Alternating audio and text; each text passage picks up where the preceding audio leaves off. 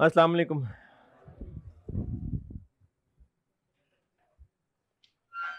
दुरूद शरीफ पढ़।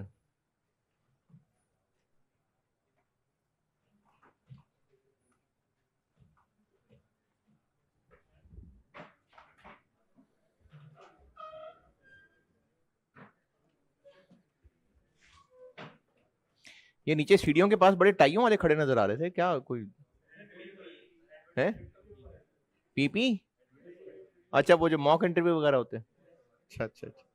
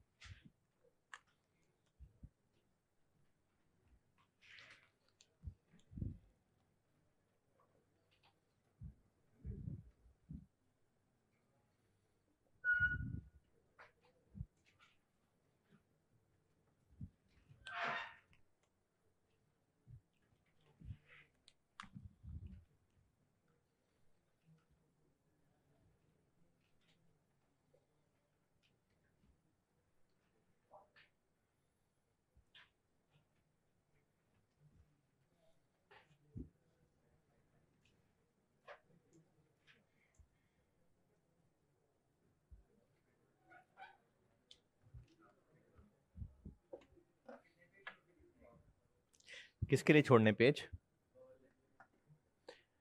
सुबह वाले लेक्चर के लिए पेज क्यों छोड़ना है? नहीं, मैंने वो टेक्स्ट का नोट बता दिया ना था पूरा। इफेक्ट ऑफ रेक्सेशन रह गया था। वो वो वैसे भी उस पेज पे ही बताना था। तो बस चलें आगे।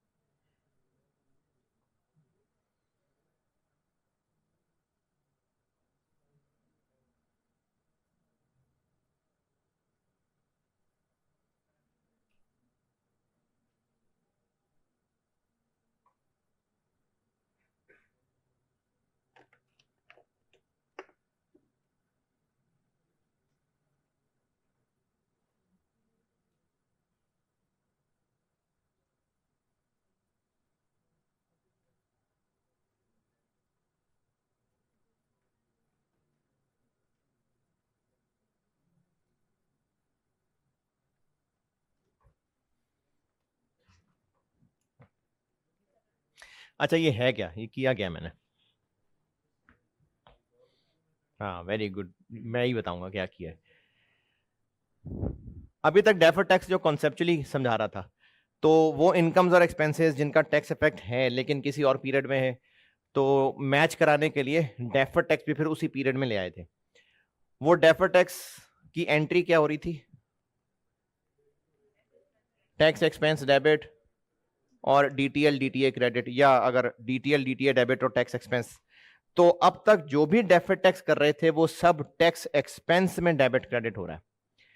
लेकिन कुछ आइटम्स ऐसी हो सकती हैं जिन पे डेफर्ड टैक्स अराइज हो रहा है, वो आइटम्स इनकम स्टेटमेंट की हैं ही नहीं।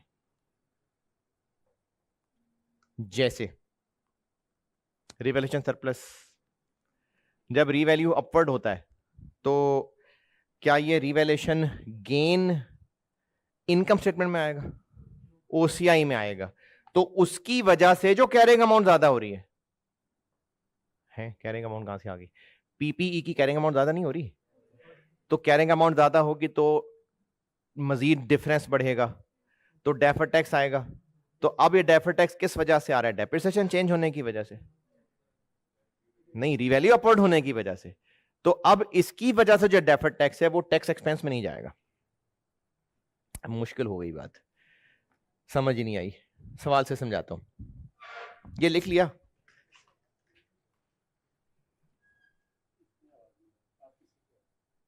नहीं मेरी तो आ रही है, मुझे तो लग रहा है स्पीकर में आवाज आ रही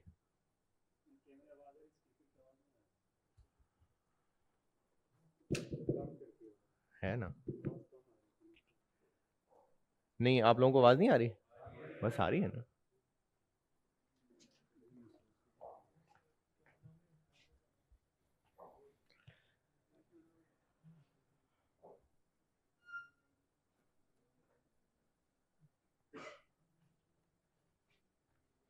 ये नोट कर लिया ना? चले मैं आपको सवाल से सिखाता हूं कि मैं क्या कह रहा हूं। सवाल लिखें।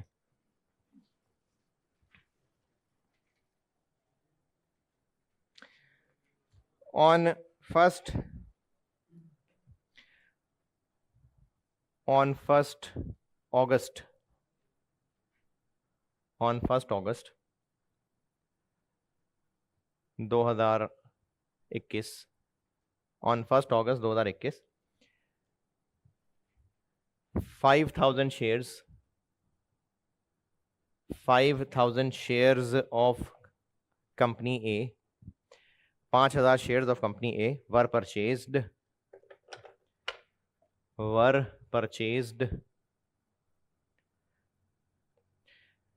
at a price of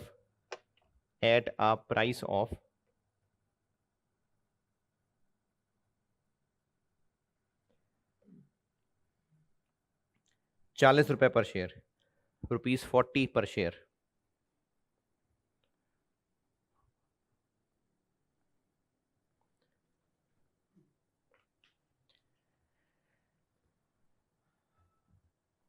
fair values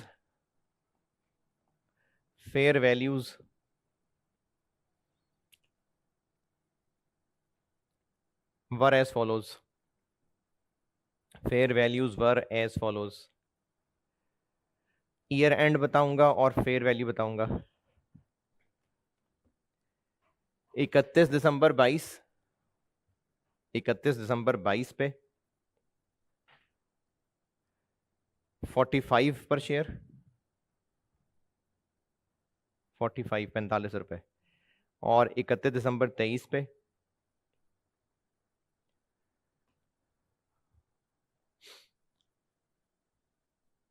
42 पर share.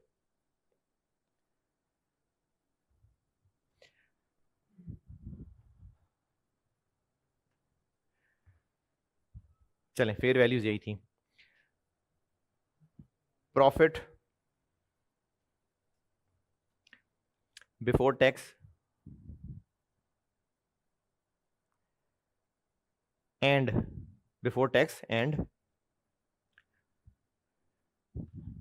Fair value gain loss,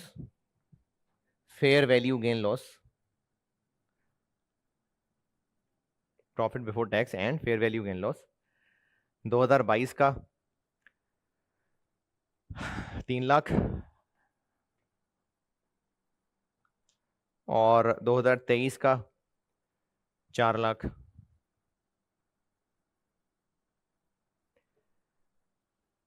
tax rate, tax rate, tax rate है 30%, 30%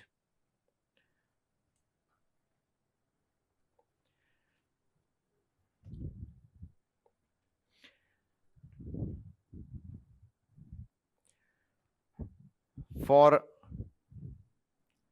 tax purposes. Capital gain is taxed at the time of sale, यानी जब शेयर्स बेचेंगे तब प्रॉफिट पे टैक्स वाले tax लगाएंगे।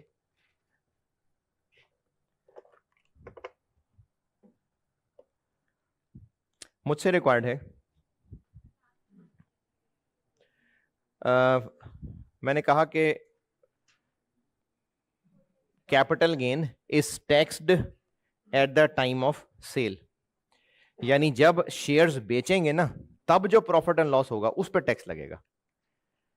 मुझसे रिक्वायर्ड है जनरल एंट्रीज 2022 की भी 2023 की भी। जी एक मिनट, जनरल एंट्रीज रिक्वायर्ड है 2022 की भी 2023 की भी। If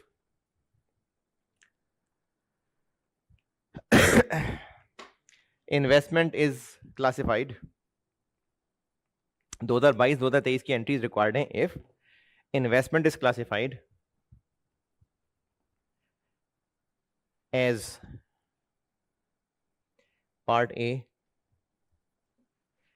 fair value through P&L, fair value through P&L, और part B fair value through OCI। हाँ जी, अब पूछें क्या कह रहे हैं।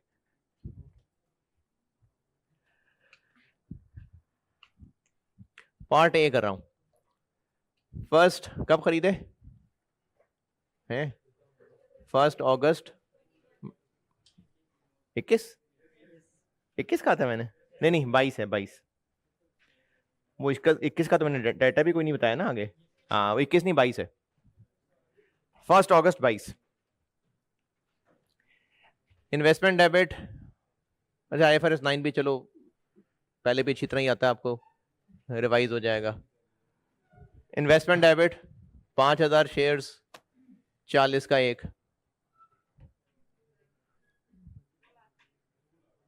2 लाख।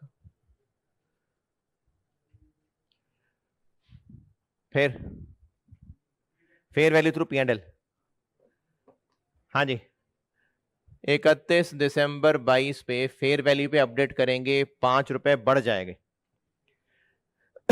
इन्वेस्टमेंट डेबिट और P&L क्रेडिट, 5 रुपए बढ़ जाएगी, 5000 इंटू 5 रुपए, 25,000। अच्छा कैसे पता चल रहा है कि सिर्फ IFRS 9 का सवाल नहीं है, IAS 12 का भी है? क्योंकि टैक्स रेट दिया हुआ है, इससे पता चल रहा है। तो 31 दिसंबर 22 पे 2 एंट्रीज की जगह खाली छोड़ रहा हूं। एक करंट टैक्स की एंट्री करूंगा और एक डेफर्ड टैक्स की। चलें 2023 पे आते हैं, 2 एंट्रीज करूंगा मैं भी। 2023 पे आते हैं, 2023 में क्या करें, फिर से अपडेट हो जाएगा 31 दिसंबर 23। अब इसको कहां तक पहुंचाना है? अब 45 से 42 तक लाना है। 3 का लॉस हो गया तो P&L डेबिट और इन्वेस्टमेंट क्रेडिट। 5000 शेयर्स हैं इंटू 3 रुपए, 15,000।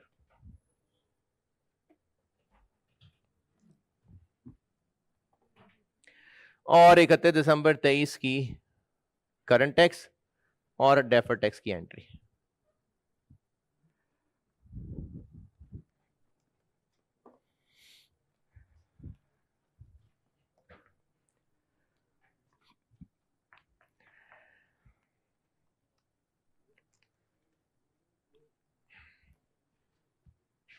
Current tax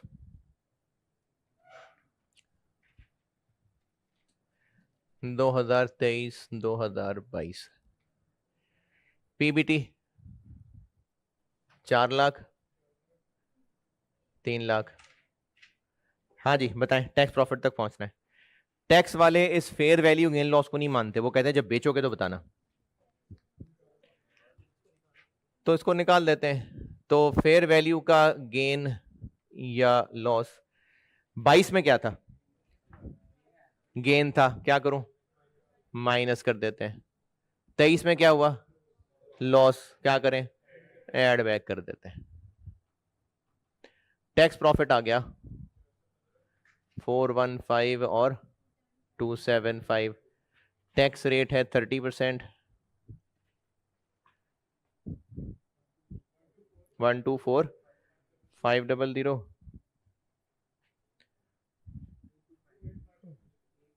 82500। तो 22 का करंट टैक्स बन गया टैक्स एक्सपेंस डेबिट, और टैक्स पेएबल कह लें या प्रोविजन फॉर टैक्स कह लें, एक ही बात है। 82500। हाँ जी, हाँ अरे सॉरी, आफ्टर, बिफोर टैक्स है लेकिन फेयर वैल्यू गेन लॉस आ गया हुआ है। बल्कि आफ्टर ना लिखें, प्रॉफिट बिफोर टैक्स लिखें बस, वो एंड वाली बात काट दें।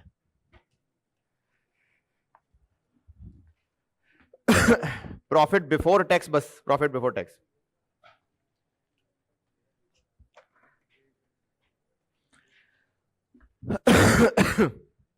बस प्रॉफिट बिफोर टैक्स है वो। और 23 का करंट टैक्स बन गया टैक्स एक्सपेंस डेबिट, और टैक्स पेएबल कह लें या प्रोविजन फॉर टैक्स कह लें 124500। Defer tax.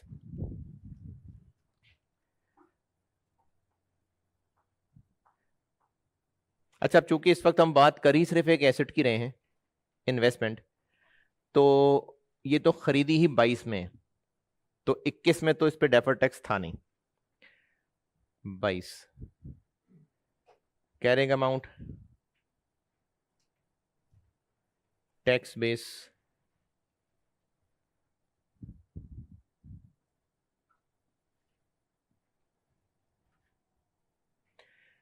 कैरिंग अमाउंट कितनी 2022 में?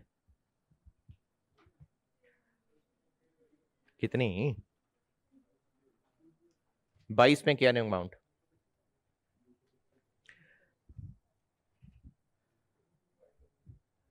23 में कैरिंग अमाउंट 210। टैक्स बेस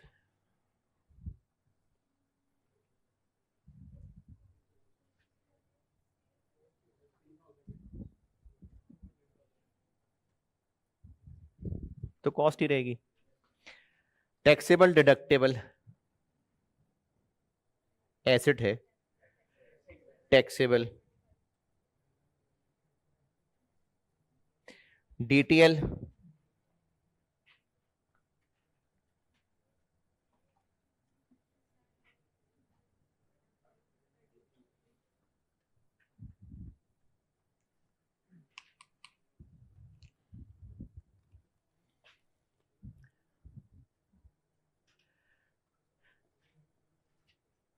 दो हजार बाईस। बीडी कोई नहीं है, सीडी रखना है 75।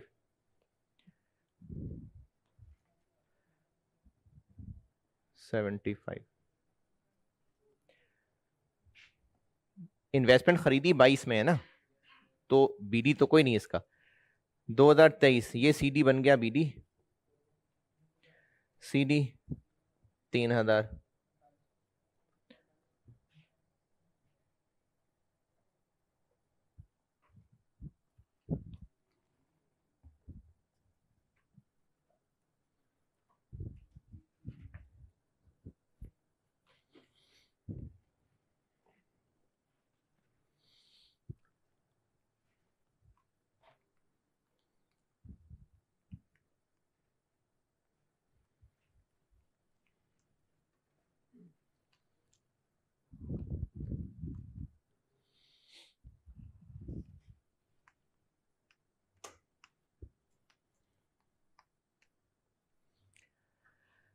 तो 2022 में हो जाएगी एंट्री, टैक्स इस साइड पे आ रहा है, क्या एंट्री करूं? टैक्स एक्सपेंस डेबिट और डेफर्ड टैक्स। अच्छा, डीटीएल डीटीए जो है ना वो पहचान के लिए है, नाम डेफर्ड टैक्स है बस। 7,500 और यहां आ जाएगा, उस साइड पे आ रहा है डेफर्ड टैक्स और टैक्स एक्सपेंस 4,500।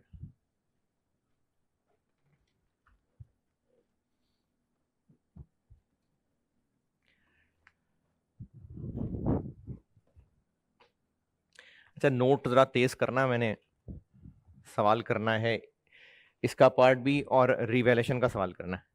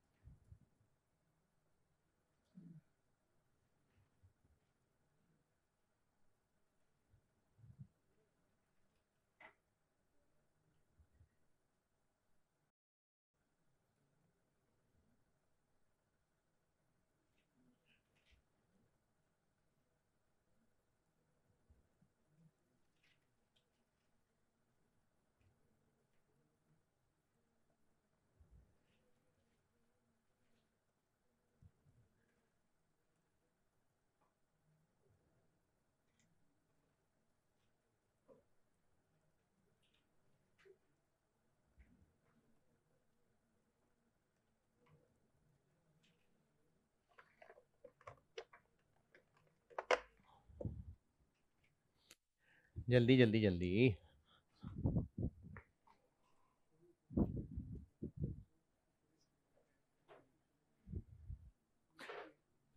चले फिर बात सुन लें, फिर नोट करना, ध्यान से सुने।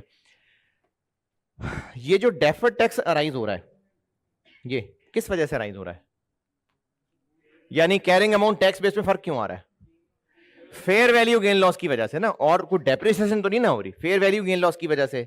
तो जब ये deferred tax fair value gain की वजह से अराइज हो रहा है, और पार्ट ए क्या था?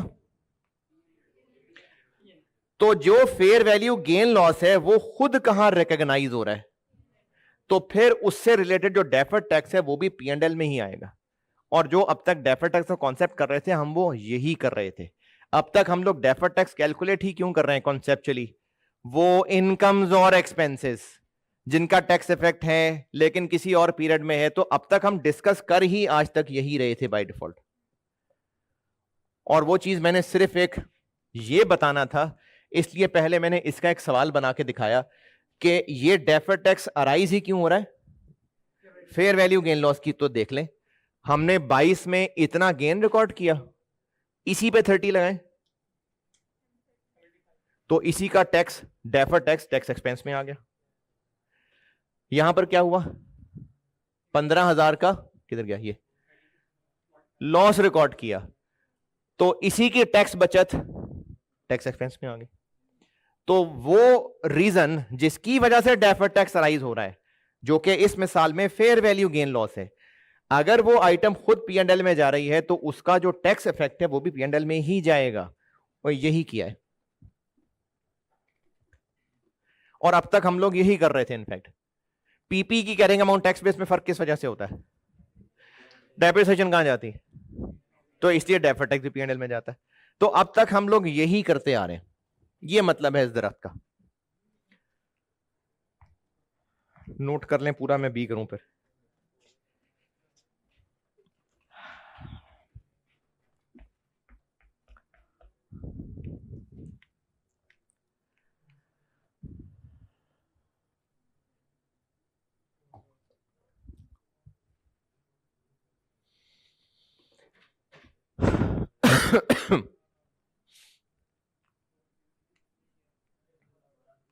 है जी, किधर है, कौन है, कहाँ है?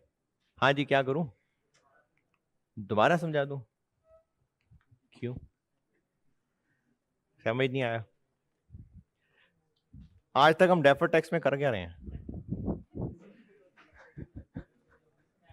हाँ, क्या है वो मिसमैच का कॉन्सेप्ट कि इनकम और एक्सपेंस जिस ईयर में है उसका टैक्स इफेक्ट भी वहीं आना चाहिए ना। तो आज तक हम लोग बात कर ही इनकम एक्सपेंस की रहे थे, पी एंड एल, इसलिए डेफर्ड टैक्स की बैलेंसिंग फिगर हम लोग टैक्स एक्सपेंस में ही डेबिट क्रेडिट करते थे। टैक्स एक्सपेंस भी तो पी एंड एल ही है ना, पैट तक सब पी एंड एल होता है। तो अब तक हम जो भी इधर बैलेंसिंग फिगर डेफर्ड टैक्स निकाला करते थे, टैक्स एक्सपेंस, वो हम टैक्स एक्सपेंस में डेबिट क्रेडिट करते थे। आज तक हम यही वाला काम कर रहे थे कि डेफर्ड टैक्स जिस इनकम एक्सपेंस की वजह से राइज हो रहा है, तो वो इनकम एक्सपेंस चूंकि पी एंड एल में जाती है, इसलिए उसका टैक्स इफेक्ट भी पी एंड एल में जाता है। ये भी मैंने सिर्फ यही करके ही दिखाया है। 2022 में फेयर वैल्यू गेन कितना आया? 25,000 ना। तो कैरिंग अमाउंट टैक्स बेस में फर्क इस फेयर वैल्यू गेन की वजह से ही आया ना। इसलिए जो डेफर्ड टैक्स अराइज हो रहा है वो एज एन एक्सपेंस भी टैक्स एक्सपेंस में ही जाना चाहिए। हाँ, आपको सिंपल इसलिए लग रहा है क्योंकि आज तक हम कर ही ये रहे हैं, इसलिए आपको लग रहा है तुम आज तक यही तो कर रहे थे, तो नया क्या बताया है ना। तो ये इसलिए नया बताया क्योंकि ये बताना है, ये आज तक हम जो कर रहे थे मैंने वही बताया, बस एक बताया डिफरेंट तरीके से। नोटेड। चलें अब पार्ट बी करता हूं। पार्ट बी में है फेयर वैल्यू थ्रू ओसीआई।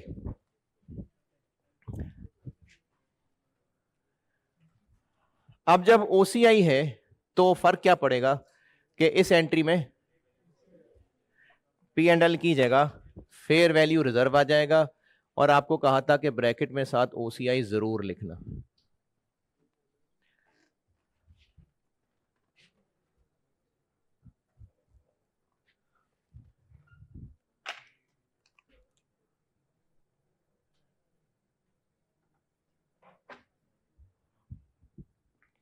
और क्या फर्क पड़ेगा सवाल पे?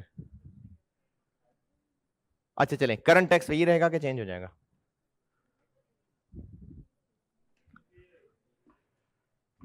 करंट टैक्स क्यों? अब ये गेन लॉस पीबीटी में तो गया ही नहीं है, ये तो ओसीआई में गया है। तो जब गया ही नहीं तो फिर ये तो करना ही नहीं है। ये तो हम रिवर्स कर रहे थे ना, क्योंकि हमने एक्सपेंस इनकम माना हुआ था, तो अब तो एक्सपेंस इनकम ही नहीं हमने माना हुआ, तो पीबीटी और टैक्स प्रॉफिट सेम ही है। Fair value through OCI solve कर रहा हूं, तो ये जो गेन आ रहा है, लॉस आ रहा है, ये पी एंड एल में गया है, तो इसका कहीं पीबीटी पे कोई असर पड़ा हुआ है? तो पीबीटी टैक्स प्रॉफिट बराबर हुए फिर? पहले यहां क्यों रिवर्स कर दिया था? क्योंकि हमने फेयर वैल्यू को गेन माना था, टैक्स वालों ने नहीं माना था, लेस कर दिया था। हमने फेयर वैल्यू लॉस को एक्सपेंस माना हुआ था, टैक्स वालों ने अलाउ नहीं किया था, ऐड बैक कर दिया था। तो अब तो हमने खुद भी एक्सपेंस इनकम नहीं माना, हमने क्या किया है, ओसीआई। तो पीबीटी तक तो वो पहुंचा ही नहीं होता ना ओसीआई, तो ये पीबीटी यही है और टैक्स प्रॉफिट भी यही है, टैक्स प्रॉफिट भी यही है। तो करंट टैक्स बन गया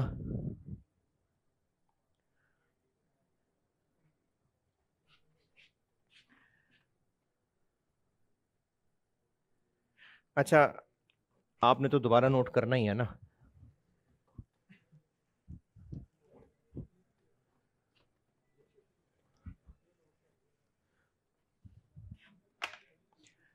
नहीं नहीं, दोबारा नोट करना था। करंट टैक्स की एंट्री क्या बन जाएगी 2022 में?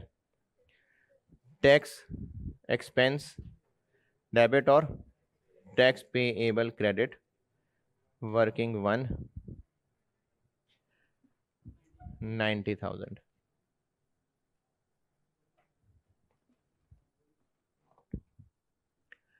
और 31 दिसंबर 23, टैक्स एक्सपेंस डेबिट और टैक्स पेएबल क्रेडिट जी 120। ये मैंने ना डेफर टैक्स की एंट्री की जगह छोड़ी है, और आप ये एंट्री छोड़ के फिर नोट करें, मैंने डेफर टैक्स की एंट्री छोड़ी।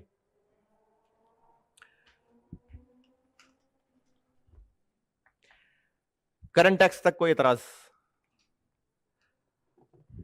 डेफर टैक्स, ये कैलकुलेशन यही रहेगी कि चेंज हो जाएगी?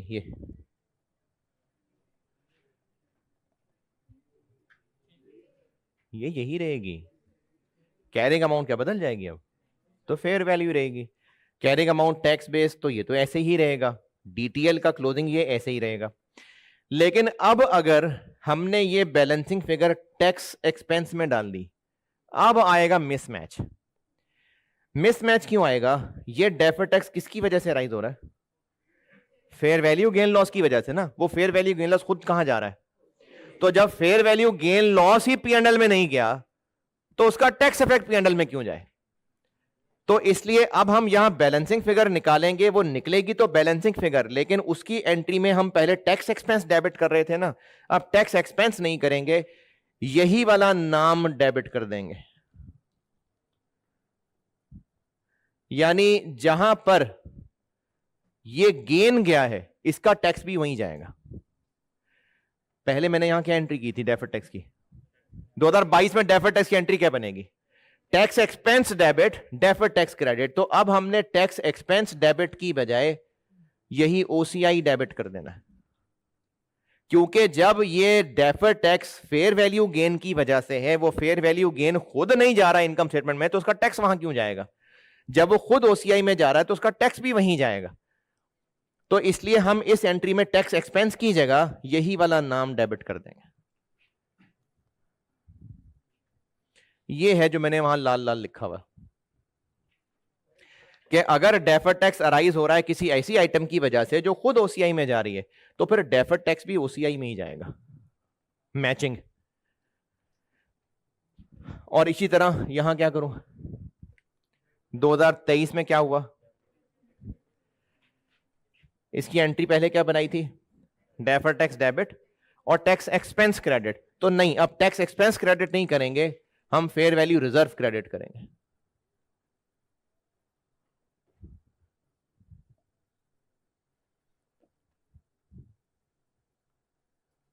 क्या था?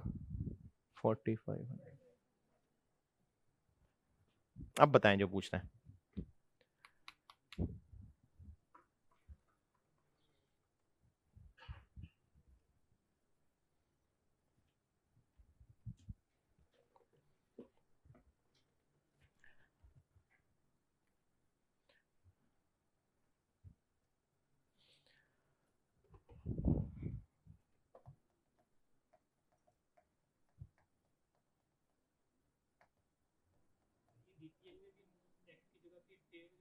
मैं लिखता हूं भी। ये एंट्रीज ओके, समझ आई बात? अच्छा, अब इसमें ना आपको एक एग्जामिनेशन पॉइंट ऑफ से एडवाइस ये है, और खास तौर पे अभी तो मैंने कराया फाइनेंशियल इंस्ट्रूमेंट्स, अब कराता हूं रिवैल्यूएशन। उसमें तो खास तौर पे ये दोनों एंट्रीज 31 दिसंबर को कर रहे हैं ना, कंपाउंड कर दें इसको। बताएं क्या बनेगी? जी, इन्वेस्टमेंट डेबिट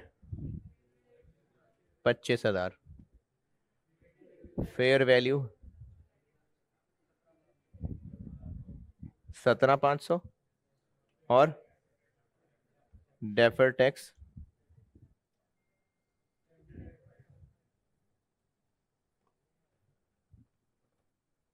और इसी तरह ये एंट्री कब कर रहे हैं? कंपाउंड कर दें।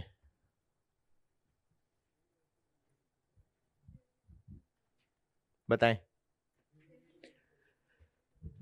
Fair value reserve OCI debit 10,500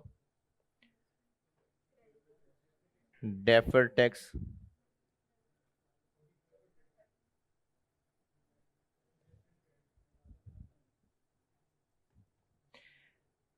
इस एंट्री को करने का एक अगर याद रखने के लिए शॉर्टकट लें तो IS-12 मिक्स हो जाने के बाद वो जो OCI में डेबिट क्रेडिट करना था ना, उसको तोड़ दें, उसका टैक्स इधर ले आए, नेट ऑफ टैक्स इधर कर लें।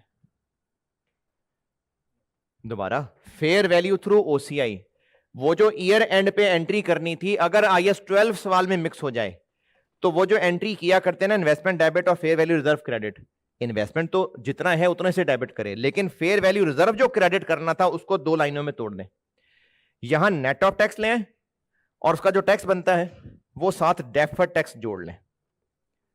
चाहे फेयर वैल्यू रिजर्व डेबिट करना था चाहे क्रेडिट करना था, जो IFRS 9 का सवाल करते हुए फेयर वैल्यू रिजर्व डेबिट या क्रेडिट करना था, क्या करें, उसको नेट अमाउंट से कर दें और जो उसका टैक्स पोर्शन है वो साथ ही डेबिट या क्रेडिट डेफर्ड टैक्स के नाम से जोड़ दें।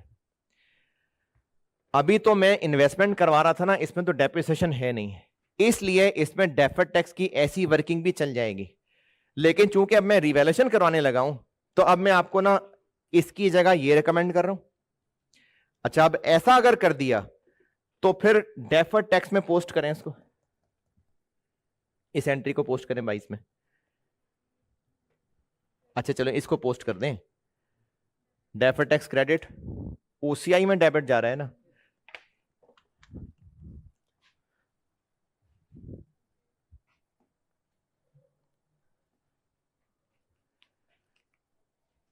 CD बैलेंस ये आ गया, OCI उस एंट्री से हमने खुद लिख दिया। अब बैलेंस करें को डेफर्ड टैक्स एक्सपेंस बनता है, मजीद कुछ नहीं बनता। 23 CD बैलेंस यहां से आ गया, BD ये आ गया, OCI अभी हमने खुद एंट्री वाली अमाउंट यहां पोस्ट कर दी। अब बैलेंस करें को मजीद डेफर्ड टैक्स एक्सपेंस निकलता है, कोई नहीं। तो fair value reserve, fair value through OCI वाला क्लास अगर IS-12 सवाल में मिक्स हो गया तो वो जो आज तक ये एंट्री करते थे, अब आप उसमें ये एंट्री करेंगे, यानी जितना OCI में क्रेडिट या डेबिट करना था उसमें OCI में नेट फिगर लेके जाएंगे और उसके साथ ही जोड़ देंगे डेबिट क्रेडिट डेफर्ड टैक्स। ये हो गया फाइनेंशियल इंस्ट्रूमेंट्स में ये वाला पॉइंट टेस्ट। अब इसको मिक्स करता हूं रिवैल्यूएशन के साथ।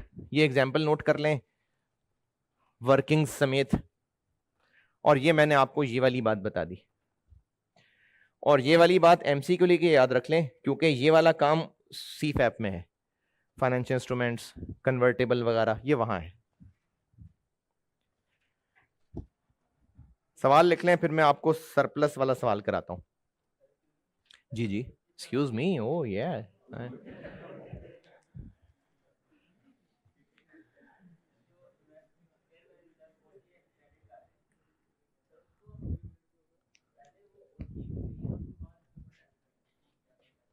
हाँ जी,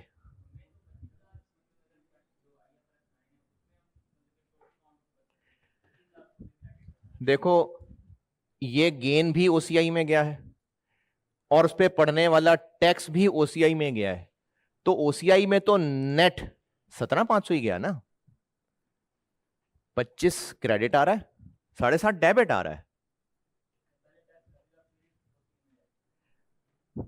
ये एंट्री समझ आती, सिर्फ कंपाउंड किया है इसको मैंने, और क्या किया है, इसी को कंपाउंड ही किया है। फेयर वैल्यू रिजर्व क्रेडिट भी हो रहा है डेबिट भी हो रहा है, तो मैंने नेट से क्रेडिट कर दिया। इसका फायदा ना आपको अभी फाइनेंशियल इंस्ट्रूमेंट्स वाले सवाल में शायद नहीं लगेगा, अभी जब मैं रिवैल्यूएशन कराऊंगा फिर फायदा लगेगा इसका। तो इसलिए मैंने ना उसी पैटर्न पे इसको सॉल्व कर दिया कि जो फेयर वैल्यू रिजर्व OCI में डेबिट क्रेडिट करना था, अगर IS-12 साथ मिल गया तो उतने को आप नेट ऑफ टैक्स से करें और साथ ही डेफर्ड टैक्स क्रेडिट डेबिट जोड़ दें और टैक्स वाली अमाउंट वहां कर दें। ये प्रैक्टिस है इस चीज की, और इसको नोट कर लें, फिर सरप्लस का सवाल लिखें।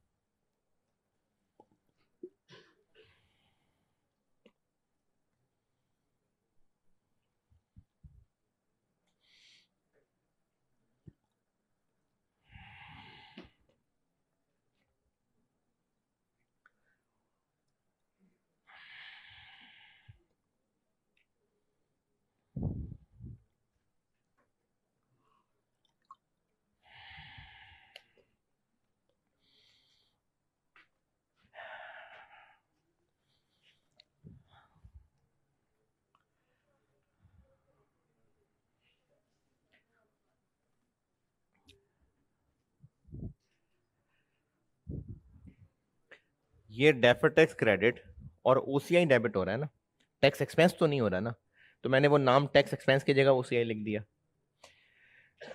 क्या इसमें इसके अलावा कोई और बैलेंसिंग फिगर है? बैलेंसिंग फिगर होती तो वो डेफर्ड टैक्स एक्सपेंस होता, तो वो कोई नहीं है। ये बात इसमें आपको इतने काम की नहीं है, अभी सरप्लस बताता हूँ ना, फिर ये डायलॉग काम का होगा।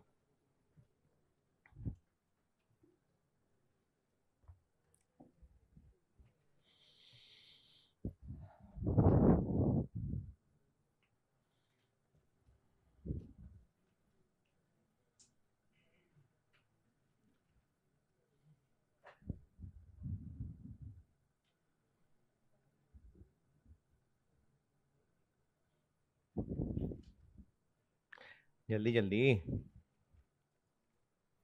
नोटेड, जल्दी जल्दी करें यार, बहुत स्लो।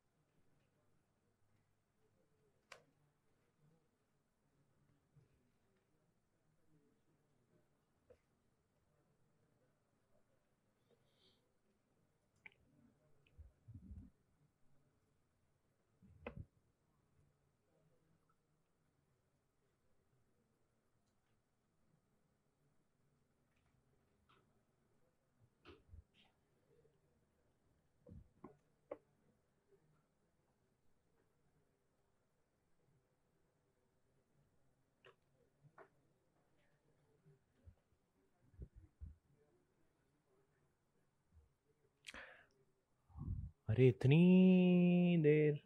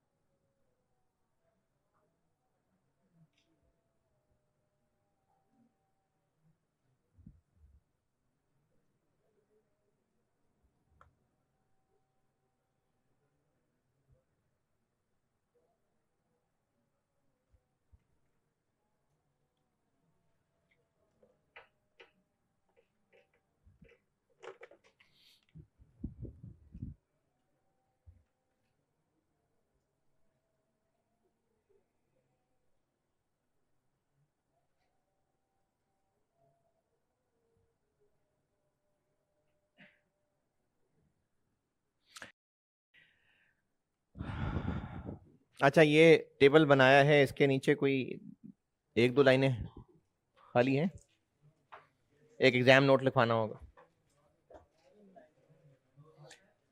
नहीं जी, गुंजाइश, कोई बात नहीं, आगे लिख लेना, कोई मसला नहीं। दो लाइनें हों, अभी नहीं लिखवा रहा, सवाल के दौरान लिखवाऊंगा, सवाल के दौरान लिखवाऊंगा। सवाल लिखें, है जी, क्या हुआ? समझ नहीं आई, कुछ कह रहे? लिखवाऊंगा, सवाल लिखें, सवाल। Cost of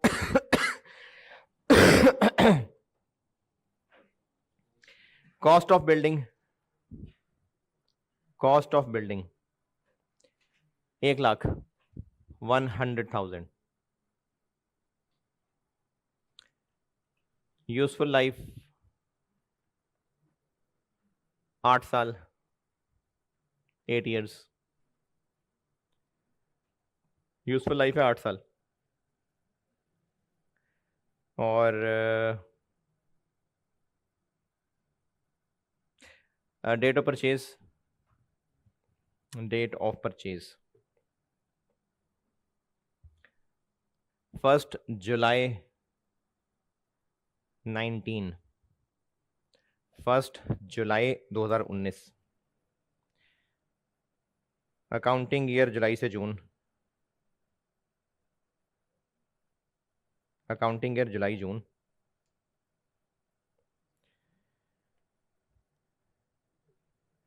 tax rate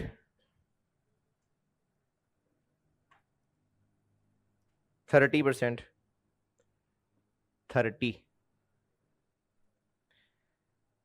tax depreciation, tax depreciation 25% reducing balance basis,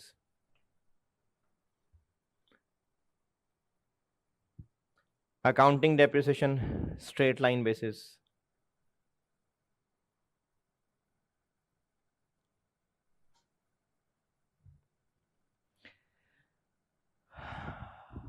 PBT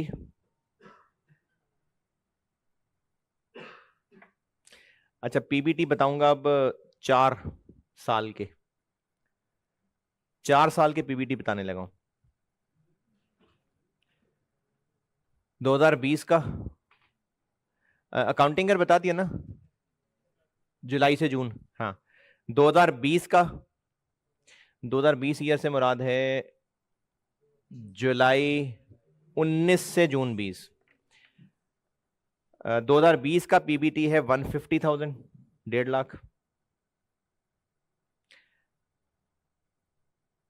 2021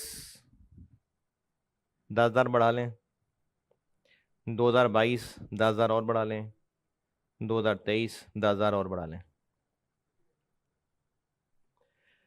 2020, 21, 22, 23 4 साल का पीबीटी बढ़ा बताया है 150, 160, 170, 180। Building was revalued as follows. Building was revalued as follows.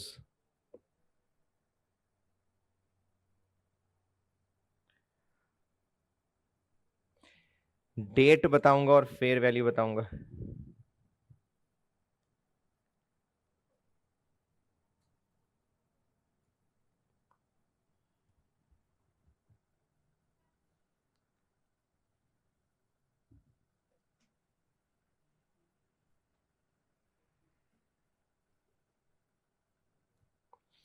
First July 20 को, 1 जुलाई 20 108,500,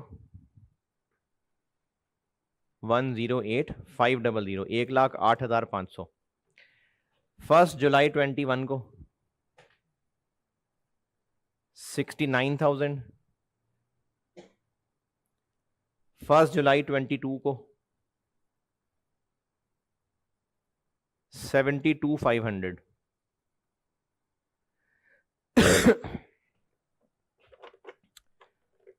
मुझसे रिक्वायर्ड है, टैक्स रेट बता दिया ना, मुझसे रिक्वायर्ड है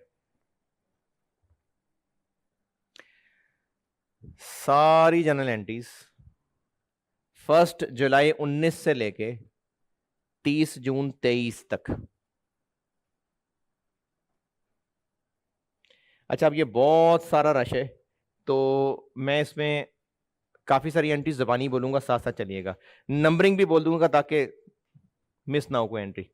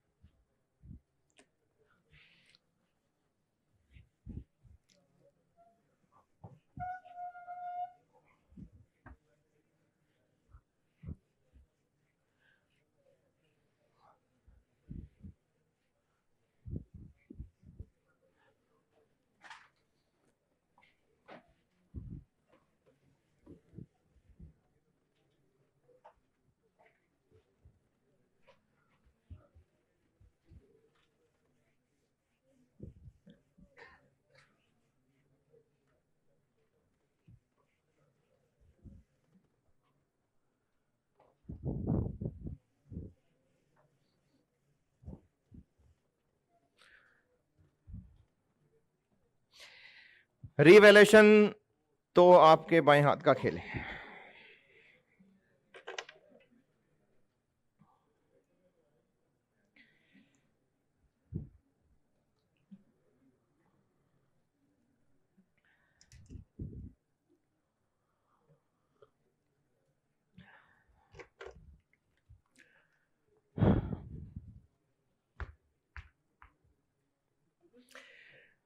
रीवैल्यूएशन वाला टेबुलर वर्किंग मैंने इफ्रेक 1 में भी रिवाइज करवाई थी। एसेट वाला कॉलम, सरप्लस, P&L। अब भी वही टेबल बना रहा हूं, लेकिन अब ना इसमें मैं 2 कॉलम एक्स्ट्रा बना रहा हूं। वर्किंग 1। अच्छा, एंट्रीज बहुत सारी हैं। बहुत सारी कितनी? वो बुजुर्ग कहां गए? नहीं आया। नहीं, पता नहीं कितनी एंट्रीज थी। मेरा ख्याल है कोई 25 के आसपास होंगी। अच्छा, 21-22 होंगी। चले,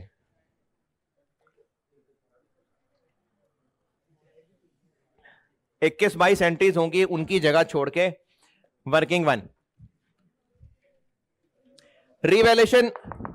रीवैल्यूएशन वाली टेबुलर वर्किंग, डेट, थोड़ी सी अंग्रेजी, एसेट और रीवैल्यूएशन से रिलेटेड 2 कॉलम बनाते थे, एक सरप्लस और एक P&L।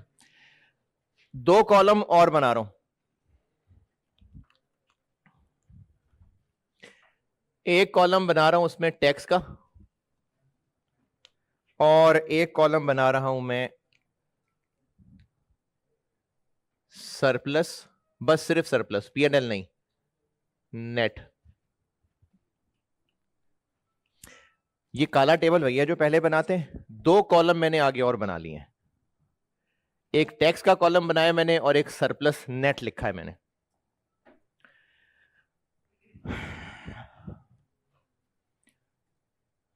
हाँ जी, 1 जुलाई 19 कॉस्ट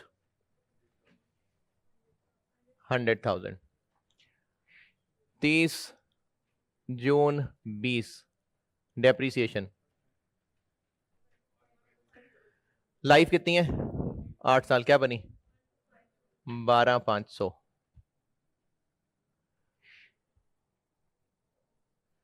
87,500। फिर क्या हुआ यार? ये तो बचपन जवानी सब खर्च कराए इस पे आप।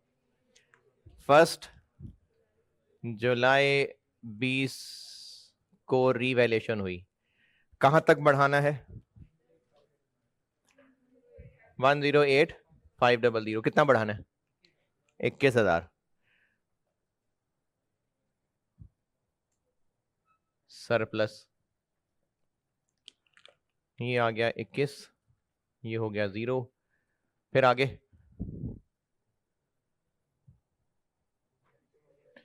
23 जून 21 depreciation divided by 7, 155,000। Surplus transfer. Yes sir. नहीं, कितना? Yes sir.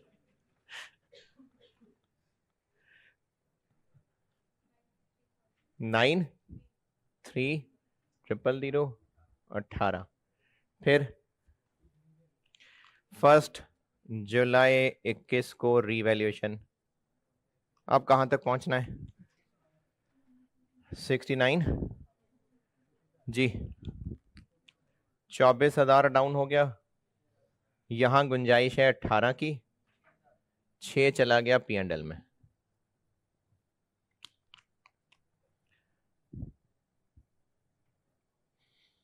फिर 30 जून 22 डेप्रीसिएशन डिवाइडेड बाय 6, 11,500।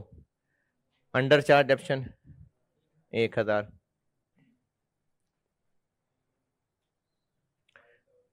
57,500 5,000। फिर 1 जुलाई 22 को रीवैल्यू कर दिया, कहां तक? 72500। कितना बढ़ाना है? 15,000। 5 लॉस रिवर्स हो गया, 10 आ गया सरप्लस में।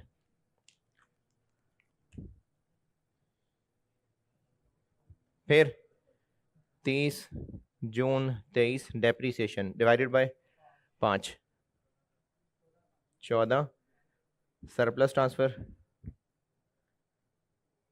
2000।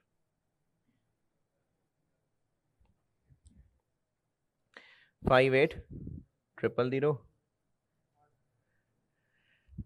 चल यहां तक पहुंचे जल्दी, फिर मैं वो 2 कॉलम बनाता हूं।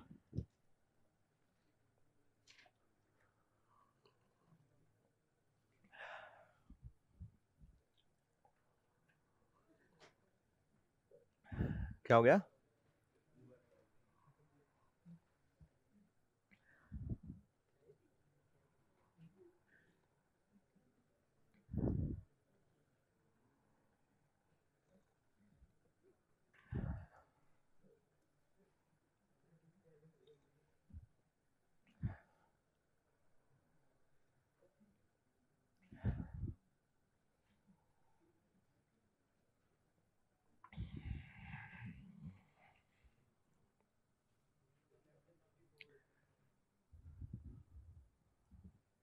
सेवेंटी फोर है।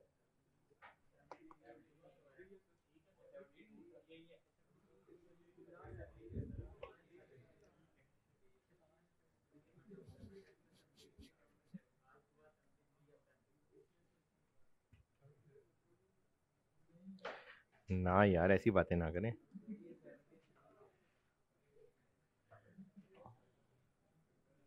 यार इतने लोग गुलबर्ग के बैठे हैं, कोई लेक्चर नंबर ही नहीं लिखता। 73 है यार, फितना फैला रहे हो यार।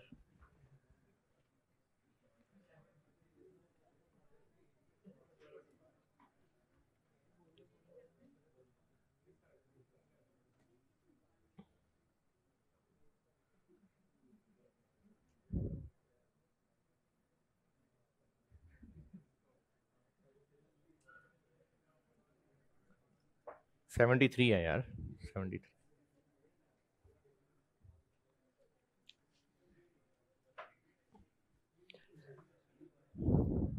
बहुत स्लो नोट करते हैं यार।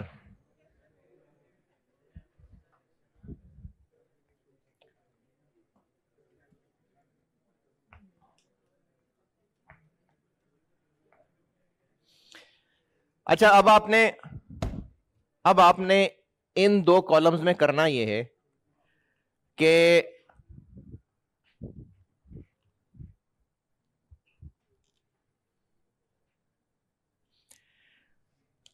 ये जो सरप्लस वाला कॉलम बना हुआ है ना,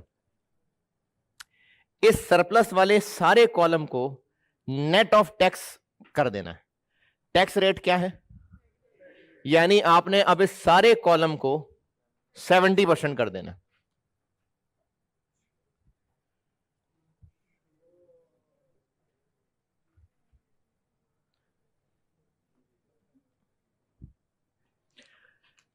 बताएं।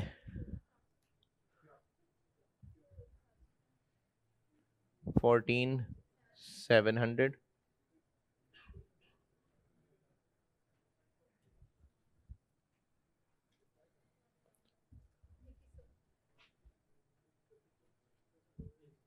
हम्म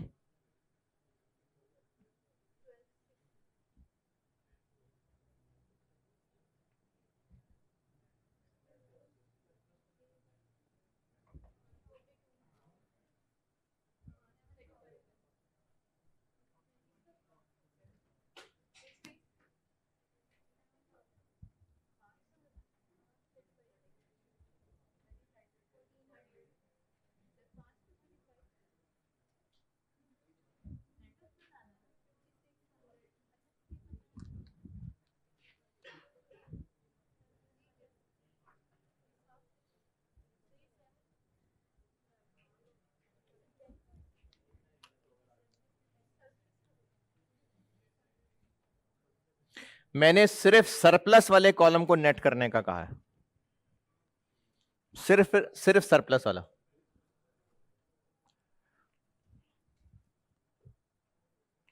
नेट से मुराद ये है कि अगर 30% टैक्स रेट है तो इस सरप्लस वाले कॉलम का 70% ये बना दे।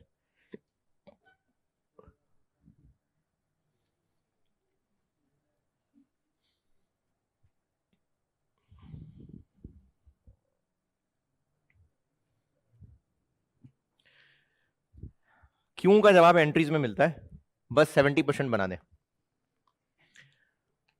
और टैक्स वाले कॉलम में सिर्फ जहां जहां ये हरी लाइन है, यानी रिवैल्यूएशन जब हो रही है, इस 21 पे 30 लगाएं, 63। इस 18 पे 30 लगाएं,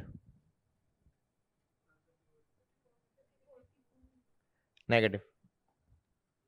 इस 10 पे 30 लगाएं, बस है जी।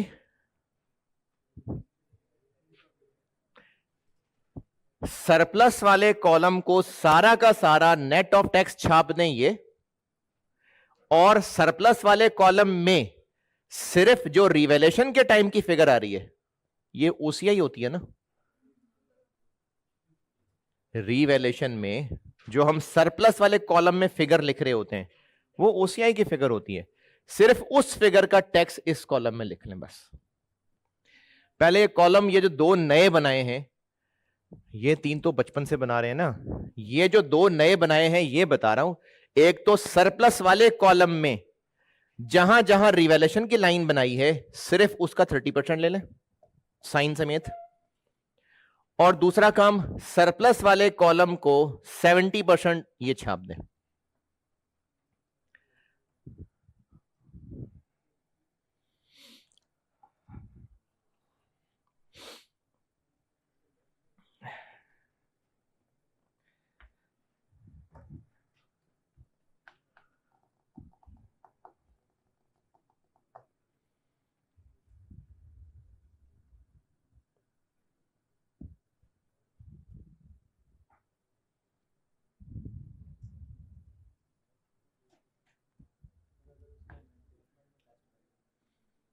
क्या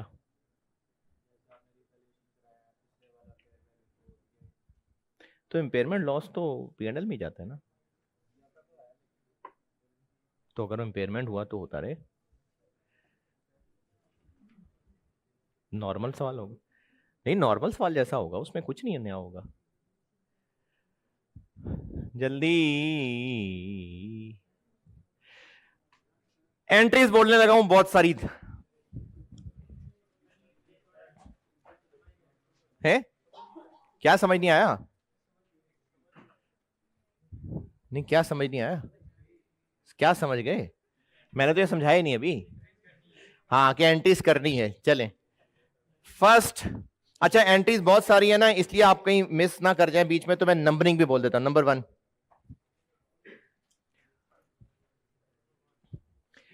1 July 19, building debit cash credit.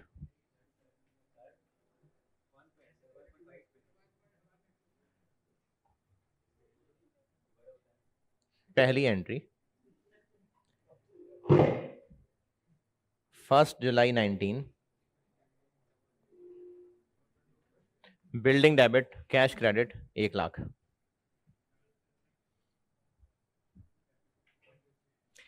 दूसरी 30 जून 20, depreciation debit accumulated action credit 12,500।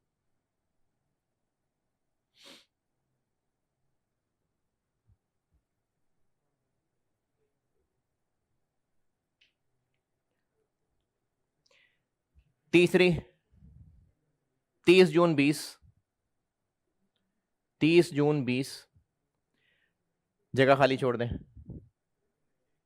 चौथी 30 जून 20, जगह खाली छोड़ दें।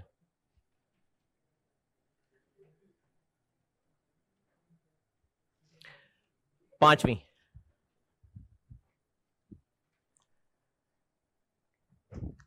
5वीं और छठी ये देखें। 5वीं 1 जुलाई 20, रिवैल्यूएशन की 2 entries. Accumulated depreciation debit, building credit, कितने से? यही 12,500।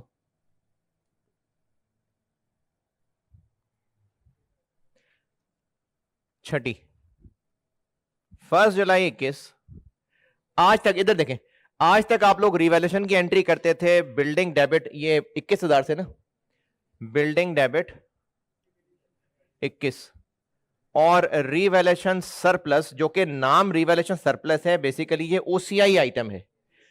तो अब आप 21 यहां क्रेडिट करने की बजाय 14,700 इसमें क्रेडिट करेंगे, अभी जो मैं पहले उसमें फाइनेंशियल इंस्ट्रूमेंट्स में बता रहा था, और साथ डेफर्ड टैक्स जोड़ देंगे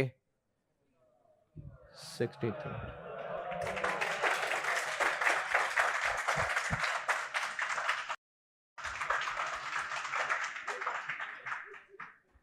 मुझे अंदाजा नहीं हुआ कि इसमें मेरी क्या अचीवमेंट है।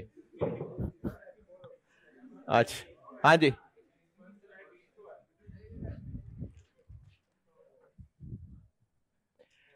फर्स्ट जुलाई, वो असल में 21,000 को 21 लिख दिया। 1 जुलाई 20 की रिवैल्यूएशन की ये एंट्री एलिमिनेट करने वाली और ये रिवैल्यू करने वाली। जो अब तक हम ये काम करते थे ना, बिल्डिंग डेबिट सरप्लस क्रेडिट, अब आपने कॉलम ये वाला बनाना जरूर है, लेकिन एंट्री इसकी बजाय ये 2 होंगी। इसको मैंने 2 में तोड़ा है, इस 21 को ये मैंने 2 में तोड़ा है। सरप्लस में 21 की बजाय 14,700 क्रेडिट और 6,300 डेफर टैक्स में क्रेडिट।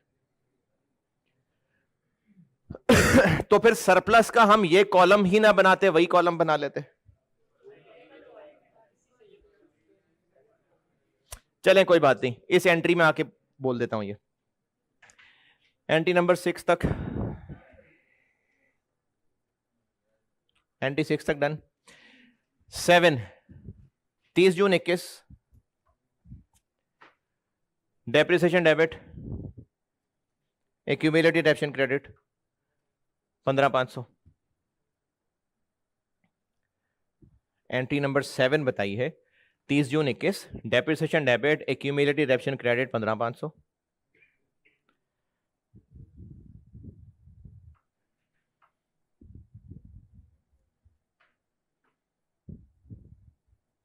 नंबर 7। नंबर 8, आज तक जो सरप्लस में क्रेडिट गया था वही इंक्रीमेंटल डेप्रिसिएशन के नाम से यहां से निकल के ट्रांसफर होता जाएगा रिटेन्ड अर्निंग में। अगर ये दोबारा रिवैल्यूएशन ना होती तो रिमेनिंग लाइफ कितनी रह गई है? 7। अगर दोबारा रिवैल्यूएशन ना हो, ये अपनी जिंदगी के 7 साल गुजारे, तो 3-3 हजार ट्रांसफर होगा ना, 3-3 हजार ट्रांसफर होता जाएगा, सरप्लस से 3 निकल के रिटेन अर्निंग में आएगा। 7 साल में टोटल कितना ट्रांसफर हो जाएगा? जब हमने सरप्लस में डाला ही नहीं है 21, तो ट्रांसफर 21 कैसे कर दें?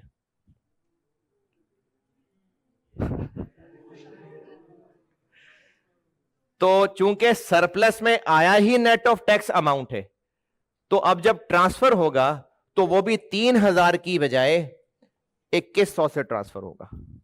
तो एंट्री नंबर 8, 30 जून 21, revaluation surplus debit, retained earnings credit 2100। देखें, जब सरप्लस में आया ही 14,700 है, तो 3-3 हजार ट्रांसफर कैसे करेंगे इससे? नंबर 8 एंट्री बताइए मैंने 30 जून 21, ये नहीं, ये revaluation surplus debit, retain earnings credit 2100। अच्छा, वो जो आपको मैंने कहा था एग्जाम नोट लिख लें अगर 2-3 लाइनें, तो वो यही बात बतानी थी।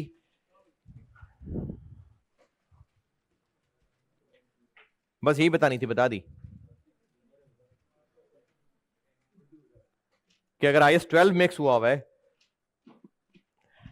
तो जो सरप्लस से रिटेन अर्निंग को ट्रांसफर करना है वो भी एक नेट ऑफ टैक्स अमाउंट है। यही बात जो एंट्री में बताई है। अगर IAS 12 मिक्स हो गया है रिवैल्यूएशन के साथ, तो जो सरप्लस से रिटेन अर्निंग्स को ट्रांसफर करते हैं वो transfer net of tax amount होगी। अरे यही काम जो भी सवाल में किया है, इसी की सलीस उर्दू लिख लें।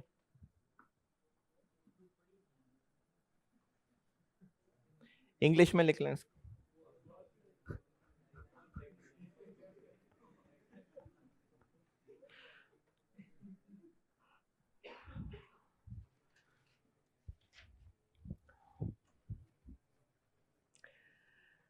कहां तक पहुंच गए? नंबर 8 तक हो गई ना, सब साथ हैं। नंबर 9 30 जून 21 जगह छोड़ दें। नंबर 10 30 जून 21 जगह छोड़ दें। ये कौन सी दो दो एंट्रीज की जगह है? Current tax, defer tax. Entries करवा रहा हूं ना, कहां छोड़नी है, एंट्रीज करवा रहा हूं भाई।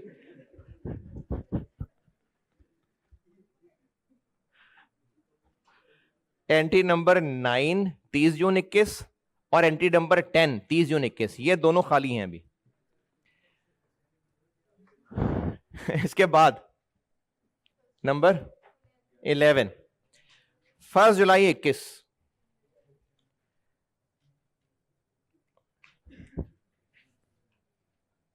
नंबर 11 1 जुलाई 21।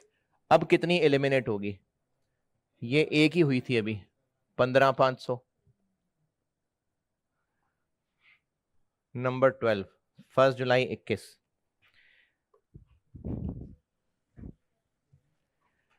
आइए 16 में जो आज तक पढ़ा था, ये वाली कर रहा हूं। ये एंट्री नंबर 12 1 जुलाई 21। आज तक जो हम आइए 16 में पढ़ रहे थे, बिल्डिंग हो रही है क्रेडिट कितने से? ये वाली 24। Revaluation surplus 18। आई 16 की बात कर रहा हूं, 18। और पी एंड एल डेबिट 6। तो वो जो यहां 18 डेबिट करना था, उसकी जगह 12,600 डेबिट होगा और साथ डेफर टैक्स डेबिट होगा।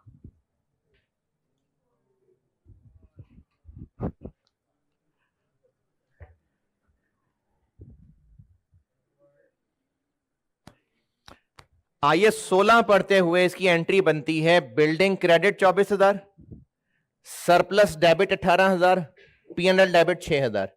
तो वो जो सरप्लस में डेबिट 18 था, उसको हमने 2 में तोड़ दिया। सरप्लस में 18 नहीं जाएगा, ये दोनों, ये सरप्लस में और ये साथ defer tax. P and L में जो 6 है वो तो जाएगा, सरप्लस को 2 में तोड़ा।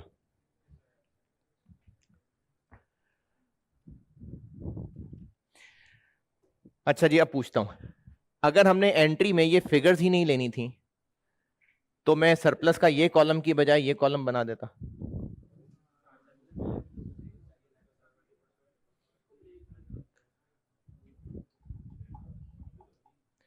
मुश्किल होती। अगर हम ये कॉलम ना बनाते ना, तो हमारी ये फिगर्स गलत निकल आती। देखें, हमने सरप्लस में जितना जाना था उसको तोड़ा है, पीएनएल में जितना जाना था वो उतना ही जा रहा है। अगर हम ये वाला कॉलम वर्किंग में ना बनाए तो ये फिगर्स हमारी ठीक नहीं निकलेंगी। इसलिए सरप्लस वाला कॉलम जैसे आए 16 में बनाते थे, वो सब वैसे ही है। ये एक्स्ट्रा 2 कॉलम, यानी ये वाला जो कॉलम है ना, ये इस कॉलम से एंट्रीज कोई नहीं हो रही, ये सिर्फ ये सही निकालने के लिए एंट्रीज इससे हो रही है। ये सरप्लस वाला कॉलम सिर्फ और सिर्फ पीएनएल की फिगर सही निकालने के लिए बनाया है। सरप्लस का डेबिट क्रेडिट इस कॉलम से नहीं हो रहा, इस कॉलम से हो रहा। ये एंट्री 12 तक हो गया।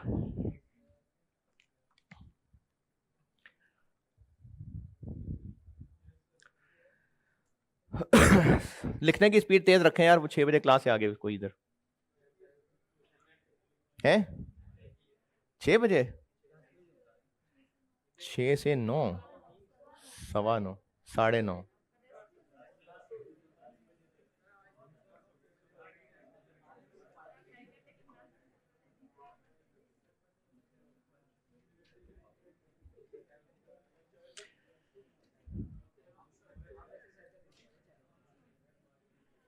मैं सिर्फ इंतजार कर रहा हूं कि आप ये एंट्री कर लें, कर लें।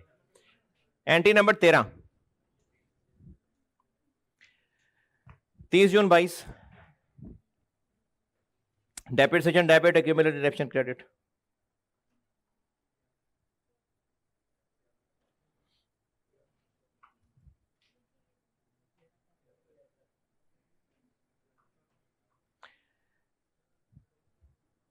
एंट्री नंबर 14 30 जून 22 खाली छोड़ दें। एंट्री नंबर 15 30 जून 22 खाली छोड़ दें। सरप्लस ट्रांसफर तो है ही नहीं ना, तो 30 जून 22 पे एंट्री नंबर 14 और 15 खाली छोड़ दें।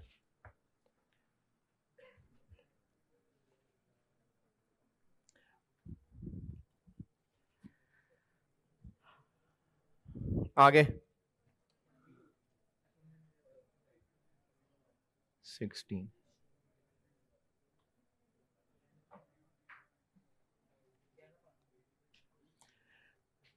नंबर 16 1 जुलाई 22 पहले होगी एक्यूमुलेटेड एलिमिनेट 11500। 1 जुलाई 22 entry number 16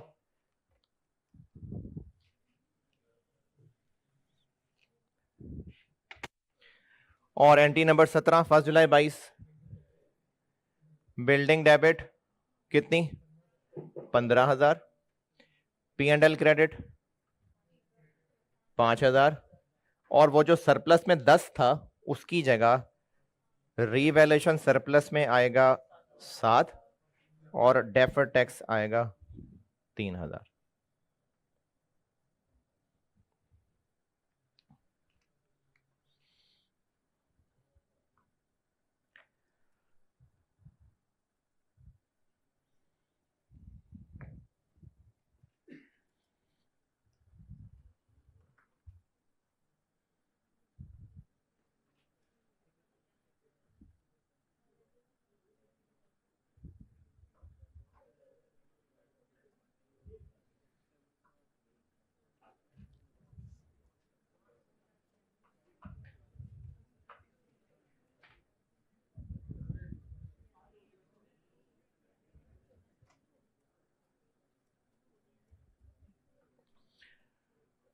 entry number 18 30 June 23 depreciation debit, accumulated deduction credit.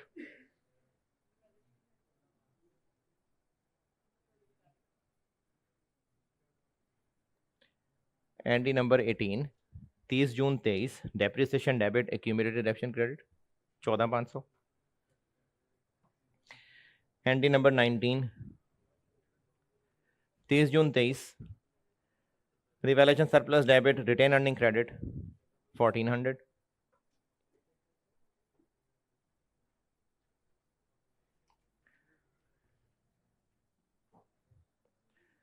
और एंट्री नंबर 20 और एंट्री नंबर 21।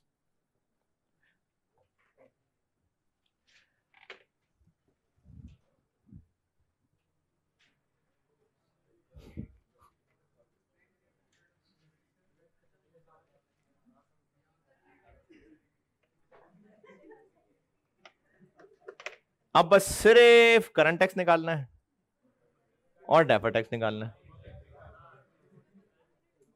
है?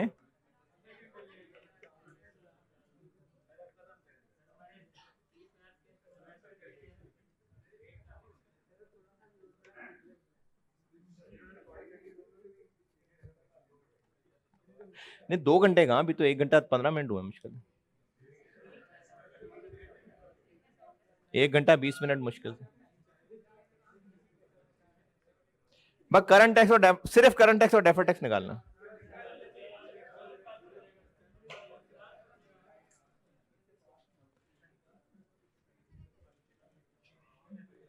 चलें किसी शरीफ आदमी से पूछता हूं।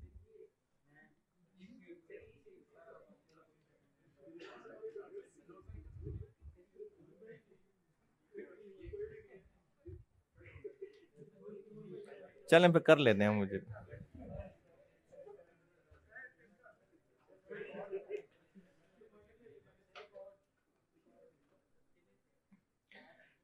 करंट टैक्स है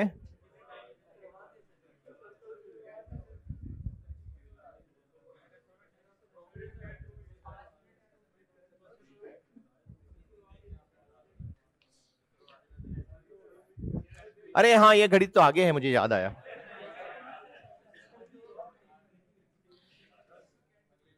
अभी तो 5:52 हुए हैं, ये तो घड़ी बहुत आगे है।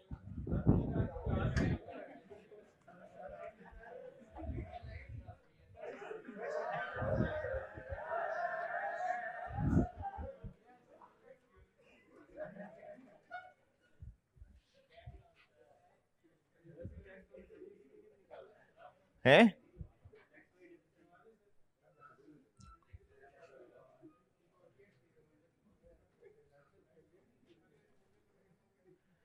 टैक्स बेस निकाल रहा हूं, 20 की डेप्शन है।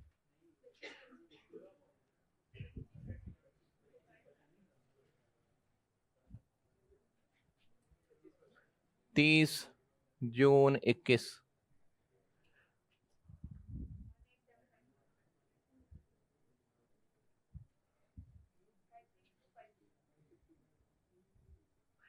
तीस जून 22। 14063 42187। 30 जून 23।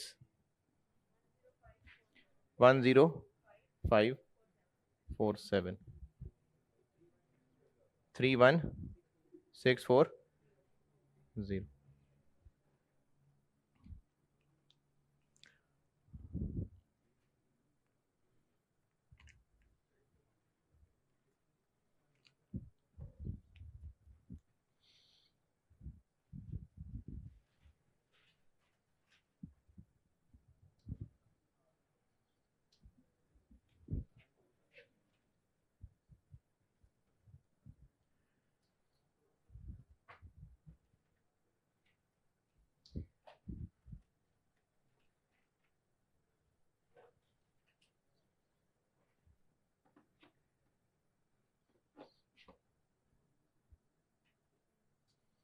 Carrying amount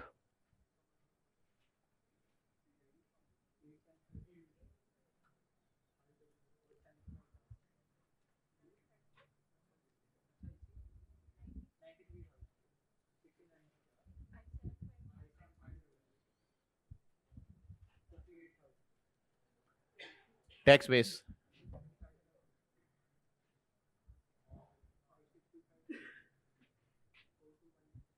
18।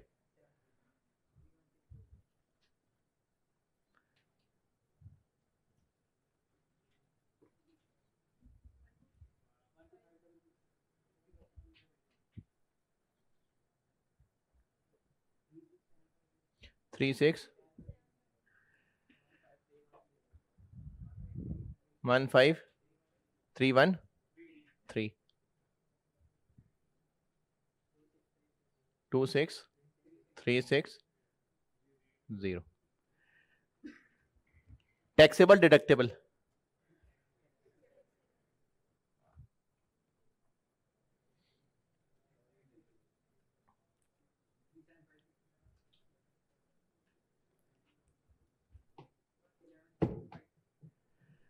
11025।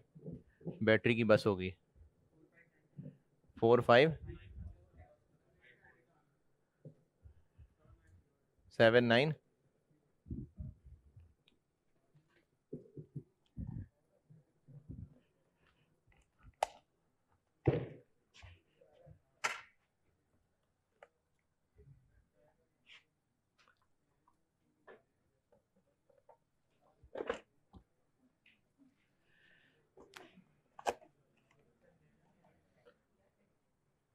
यार वो चाय नहीं लाया।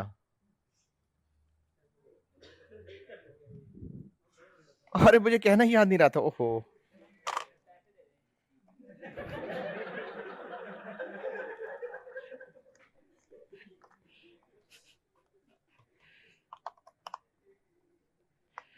यार वो ना FAR 1 में ना एक लड़का था, वो पैसे मांगा करता था मुझसे, जब भी मैं कुछ खाने पिलाने की बात करता था ना, वो पैसे मांगता था।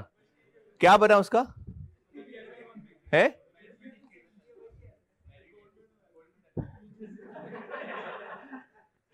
सारे पेपर में फेल हो गए, सब में। है ना?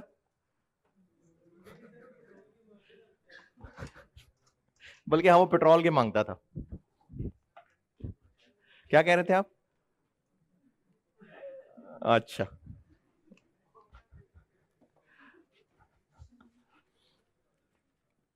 करंट टैक्स आप खुद कर लेंगे, आंसर टैली करा दूंगा कल, जल्दी जल्दी से करा दूंगा। अभी इतना माहौल बना हुआ ना, सिर्फ डेफर्ड टैक्स के लिए करा रहा था सवाल। ये जो डिफरेंस आया 12,500 का, नहीं 36,750 का, ये 12,500 का डिफरेंस किस वजह से है? सिर्फ डेप्रिसिएशन की वजह से।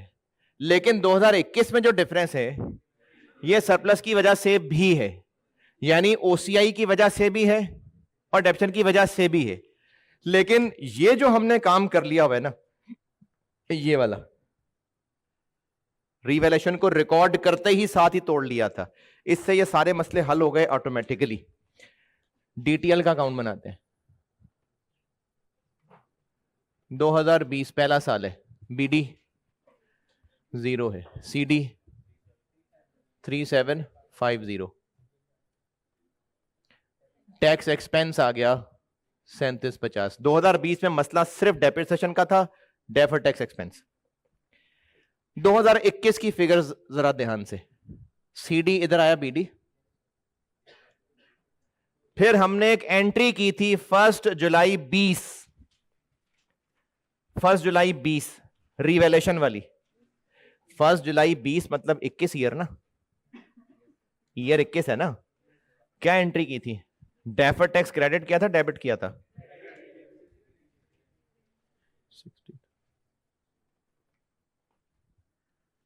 1 जुलाई 21 देखें, एंट्री की थी 1 जुलाई 20, डेफर्ड टैक्स क्रेडिट किया था ना, ये वो क्रेडिट पोस्ट हो गया। सीडी कितना?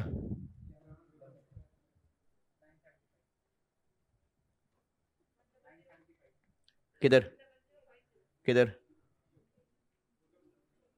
इधर के इधर? इधर आएगा यार। कितना? 97।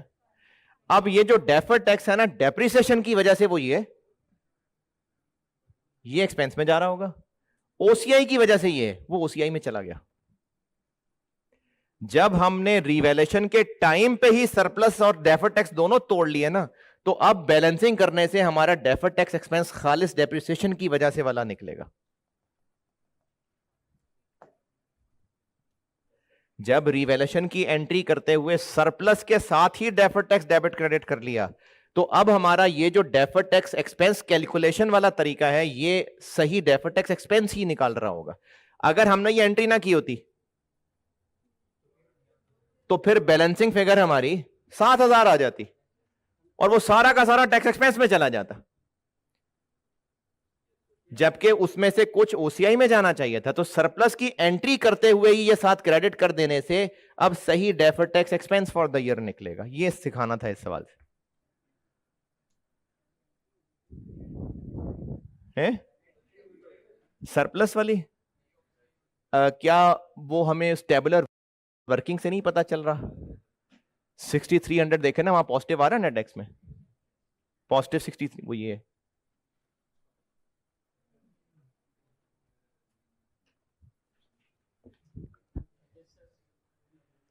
नेगेटिव, ये वहां डेबिट साइड पे लिखेंगे, ये क्रेडिट साइड पे लिखेंगे, तो हमें इस टेबुलर वर्किंग से पता चल जाएगा।